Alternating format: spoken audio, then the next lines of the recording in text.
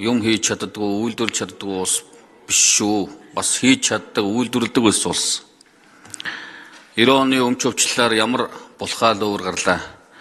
Талах чихэр, гутлын үйлдвэр, гурилын үйлдвэр, арьс ширний үйлдвэр, оёдол сүлжимлийн үйлдвэр, арх пивний үйлдвэр, хевсний үйлдвэр, шилний үйлдвэр, шүдэнцний үйлдвэр, Баянгол, Мах импекс, Улаанбаатар зочид буудал, сум суурангуудад байсан гурил тэжээлийн үйлдвэр, механикдсан фермерүүд гэдэг ингээд олон үйлдвэрүүдийг тухайн үеийн эрх мэдэлтэй, албан тушаалтай, мөнгө төгрөгтэй нөхдүүд, мэдээлэлд ойрхон нөхдүүд худалдаж авцгаасан, идэж ууцгаасан, найралцгаасан.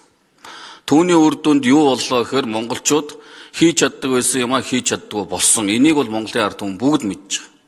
Тэнд ажиллаж исэн ажилчид, хөдөлмөрчид олон арваараа ажилгүй хөдөлмөргүй гудамжинд гарцгаасан. Тийм учраас энэ удаагийн яригдж байгаа энэ өмч өвчлөлийн асуудал дээр маш болгоомжтой хандахгүй бол эргээд үүнээс үүдэх эерэг сүрэг үр дагавар нь дараа нь хэн хариуцах юм гэдэг асуудал гарна шүү.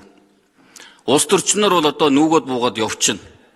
Дараа нь гарах сөрөг үр дагавар нь тухайлбал энэ дотор орж ирж байгаа эрчим хүчний салбар бол анхаарахын аргагүй салбар шүү. Энэ салбарыг хэн хувьчилж авах вэ гэхээр хөрөнгөтэй мөнгөтэй компаниуд худалдаж авна. Гадаадын компаниуд худалдаад авчвал яах вэ? Энэ үндэсний аюулгүй байдлын асуудал хөндөгдөхүүгүй юу? Эрчим хүчний салбар нэг улсаас хараат байдалд орчвол яах вэ?